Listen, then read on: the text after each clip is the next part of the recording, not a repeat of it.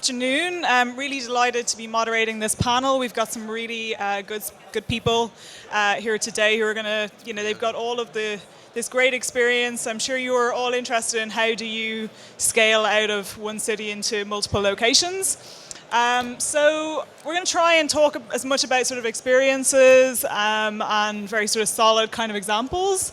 And hopefully these guys are going to share some interesting things with you. So I think one of the things I'm interested in, probably the rest of the crowd, is when you left your first location and you made that first kind of scaling move as such, what was like the one or two things that you learned from that were really valuable, or maybe something that you just wouldn't do again if you were going to do it all over?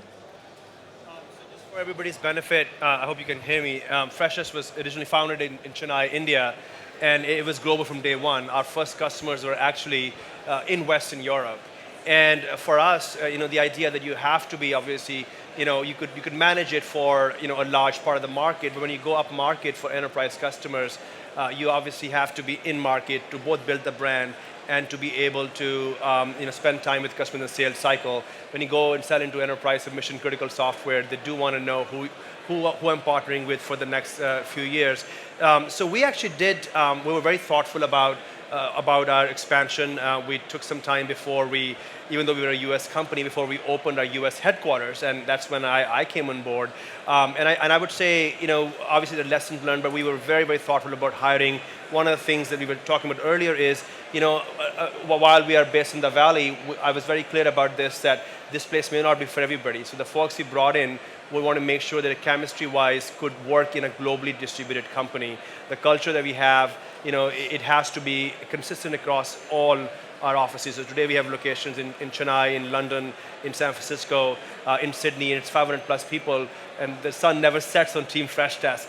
But it is crucial that that if you're not able to communicate with people, if you're not able to thrive in a place of diversity, then maybe it's not a place for you, because not everybody's under one roof. So I wouldn't say that we made any major mistakes. We just were very, very thoughtful about the right culture, the right fit, the right temperament, people frankly giving each other the benefit of the doubt, and very importantly having this very clear sense that we are one global team. I actually forbade the terms India team or US team or this, because it often sometimes breeds a sense of territorialness, which is not what we are all about. So we just have to be very careful about culture and the tone from the very get-go. Oisin, do you want to tell us about your first big move? So we started Handy 3 years ago with the view that the way people buy services is broken. So you think about every service you need inside your home, from home cleaners to handymen, plumbers, electricians, carpenters, all those services. We want to deliver every service to every home. We started in Boston. So myself and my co-founder were in school in Boston, and we started building out the beginning of a team. And once we actually started the business, we dropped out of school. And at that point, we took a step back and said, where would we put this business if we could put it anywhere? Where would we build a team that would make sense for this platform? And we looked at all our stakeholders, from customers to pros to cleaners to handymen to employees to investors, and we actually decided the best place to put Handy was in New York. So we relocated the business to New York with the view that we wanted to be near our biggest market. We wanted to be embedded in our biggest market with our customers as much as we possibly could. And I think that was probably the first big move that we made as a business in terms of location. And it was to weigh up those things. Do you need to be near deep technical talent? Do you need to be near partners? Do you need to be near investors? Who are the most important stakeholders? Because this decision is trade-offs. Everything about where you put a team is a trade-off decision, whether it's cost or anything else. So we thought that New York was the best place to put it. And I think really making that decision and carefully weighing up the trade-offs of when to expand is probably something that is underappreciated. And Nir, you've got a slightly different story, because you have quite a global audience, but your team is located in one place. Yeah, so the story of Move It, which is today the largest public transit app in the world, is very different because we manage about 800 cities around the world in 65 different countries. And when we started 3 years ago and we decided to go global from day one, our considerations were completely different. We were actually trying to find which place we should start that will allow us to get a feedback from the consumers, and it was related to a language barrier and also geographical time zone differences. So for us, based in Israel, the easiest way was to start in Europe, which is like a 3 hours flight or 4 hours flight. Languages are multiple, but still, you can find people speaking English or Italian much easier than finding people speaking Chinese. And this is how we started in Europe. But when we've learned how to do it, then we could spread it across the world, looking west to North and Latin America. And only in the last year, we were started to look east, where the language barrier and the distance were much bigger. Not probably a question for you because you're not hiring talent in other countries, but there's obviously a lot of decision making that happens when you're deciding about where you're going to actually locate in terms of customer bases. But the one common ground that you guys both have is that you've got to recruit people in the places that you're going to be locating in. Are there any tips or things that you can offer the audience here in terms of advice as to how you successfully find really great talent no matter where you are? So in our case, we had to find people that will help us locally. So they're not our employees, but we have a huge community.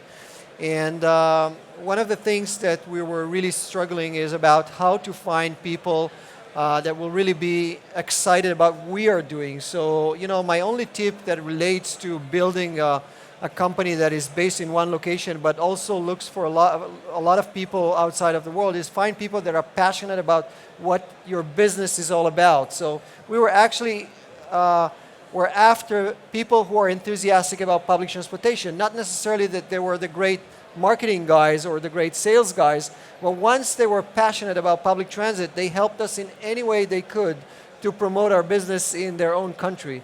And we found it very useful because passion is stronger than anything else.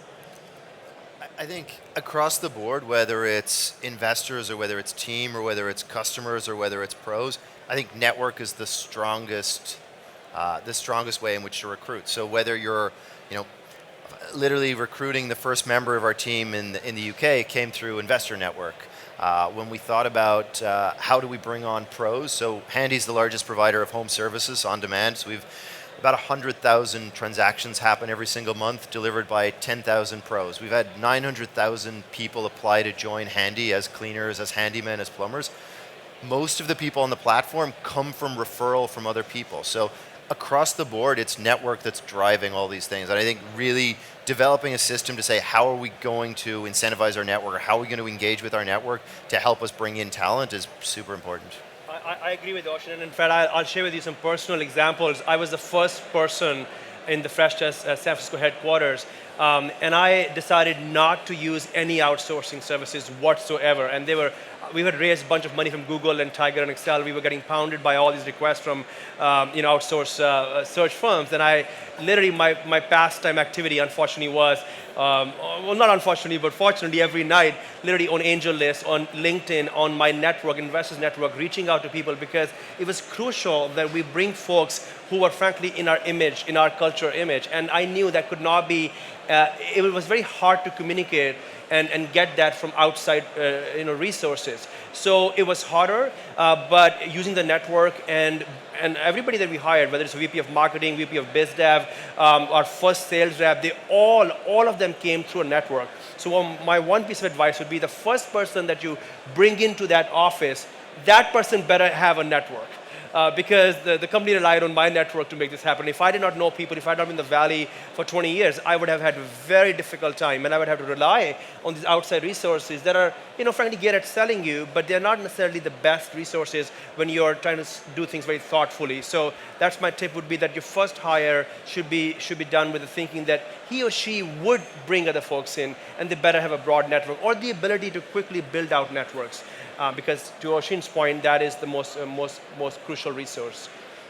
I think the phrase sort of culture and workplace culture has come up a couple of times, and it's incredibly important once you move beyond your HQ that your next, your other offices retain that same sense of workplace culture, or else you're going to have employees that are, well, they're just not going to be happy, are they? Because they've joined a company that hasn't turned out to be the same one that they're working in every day.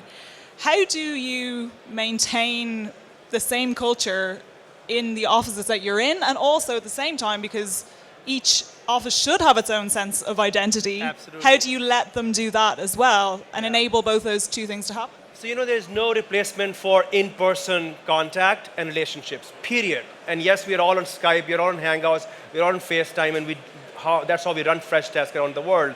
But we have actually now a rotation program that we actually have folks from Chennai come and spend time in batches. We are now rotation number 4. And I have institutionalized that, and they come and they spend time with the team. They also meet our customers. Same thing with folks in San Francisco. We go regularly in other offices. And I'm here in Ireland. I'm going to be spending some time with the UK team. And it is crucial that we get to know each other. And then you tend to give people benefit of the doubt. And everybody's working hard around the offices, right? So that's one tactic that we have used. And second is you just communicate. I tend to be a believer in over communication than under communication. When you're under one roof, you don't have to email people. You can run into somebody in the hallway and tell them what's going on. But when somebody's not, you're not going to see them for months.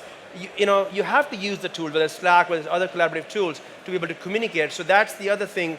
We, management team, and all of us are very thoughtful about making sure that we are communicating proactively. We still have some long ways to go. We are not done with that. Having said that, at the end, as you alluded to, every office has its own culture. That's natural.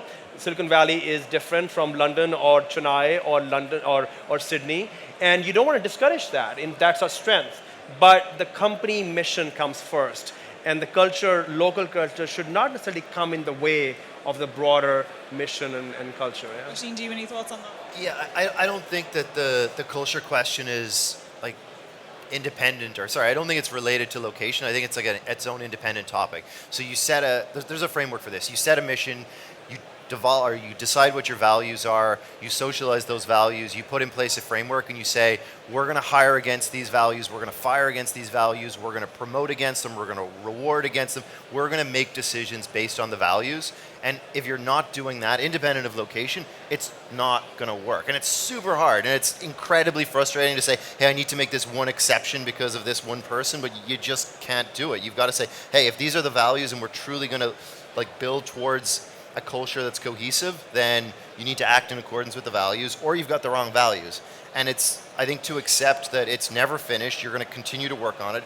Culture will be the longest project that any company ever works on. It's never done, it's never perfect, and it always feels frustrating and broken, and yet it's probably the most rewarding thing you work on. Nir, I'm interested in because I'd love to know from each one of you if there was one thing that you felt that you did wrong or that you made a mistake on that you would just do it all again if you could do a do-over. I mean, this is something that I think probably everyone would love to hear, something you want to tell us?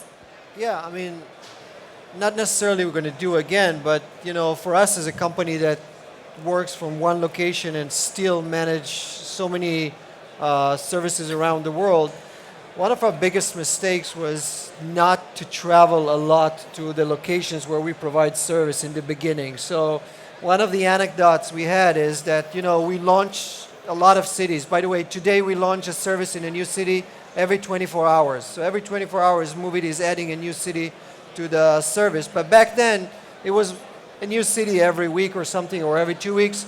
And we saw a pattern in many cities, and all of a sudden, Mexico City was just dead. We didn't know why. We thought it's a culture issue, but we just didn't know why. And we just looked at it and thought that, that's destiny or whatever, it's fate. About a month and a half later, by an incident, we had a guy in Brazil, and he said, why don't you go to Mexico City and check? And we just had a problem where, from a GPS perspective, whenever you were in Mexico City, we were pointing you to a different server. So people just couldn't get a decent service because we had zero men on the ground to test it. So one of the lessons learned that we have actually adopted is that regardless of the fact that we work in a cloud and we work in a global world, where we have to send people to every location that we provide service, we have to check it on the ground, and we have to make sure that the level of service is good enough. So that's one of our lessons learned. So be very connected to the places where you provide service. Oisin? Yeah, I think this is a really important idea. I mean, we call it dog fooding. It's like you got to use the stuff that you're making. You got to eat your own dog food. Like if you're gonna go and, you know, if you're gonna go and build product for a consumer group or a user group, you've got to use it yourself. I think one of the areas we struggle on that is a lot of the folks in the office like build product for cleaners and handymen. They're not cleaners or handymen, and so they don't end up using the product the same way a true cleaner or handyman would. So that's a challenge for us. I think across the board, we've flicked back and forth from being very heavy on operations to being heavy on product and engineering. And I think the biggest challenge we face, or one of the biggest challenges we have faced, is deciding what the focus area is for that particular moment in time. You always have a limited amount of resources. You can't accomplish everything all at the same time, and truly prioritizing and making those tough decisions. I think there was one quarter where we said, hey, we've got like 6 initiatives.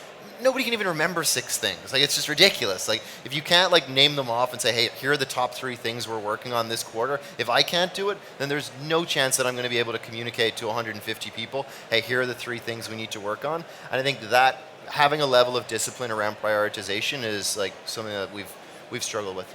Dilawar? So we are a B2B enterprise company, and by and large, our split is our go-to-market teams are in UK and Silicon Valley and Sydney, and our R&D, if you will, is in Chennai. And one of the challenges, I think, and it's something we are overcoming, is that unlike other enterprise peers in the market, our product teams often don't have the luxury of connecting with our customers as often. And having been in this industry, that's how you learn, because you may be building a product, but how it's being used, the context in which people are adopting it, how you improve it, that only comes when you're spending time with customers. So this tendency that yes, you can cover sales and marketing and business development with teams in regions, that's not enough. I think you're going to have product managers also spending time with your customers, whether it's Procter & Gamble or Cisco and others. And that's something we are working on constantly. It's not natural to us because people have thought always, well, they don't need to come out. But everybody's got to get out, because that's the way you learn. And also that's the way the customer gets to know you as the brain trust of the organization, being PMs and so forth. So it's an area that I think we can certainly do even more. We might have time for one very quick question if someone would like to fire one our direction. Hi, Nir. I visited you in Tel Aviv in your office. How do I get you as a mentor? So you need to find some time slice. So one of the most difficult things for us as CEOs, I think, is managing our time. And I'm actually doing some mentorship to some startup CEOs right now. I think it's very important to do it, but I think that, really, no offense, you have to understand that I'm still consider us as a very young startup. And there's so many things that I need to do, and there's only 24 hours a day. So I'm more than willing to contact with you afterwards and see if I can help you with certain things, but I have a very, very limited span of attention to things that are not moving right now. And this is one of the mentors things that I can tell you: focus on your business. Listen, thank you, all of you, very much for sharing those insights. I think there was some really interesting stuff there, and I hope you all got something out of that. So thank you. Join me all in thanking them.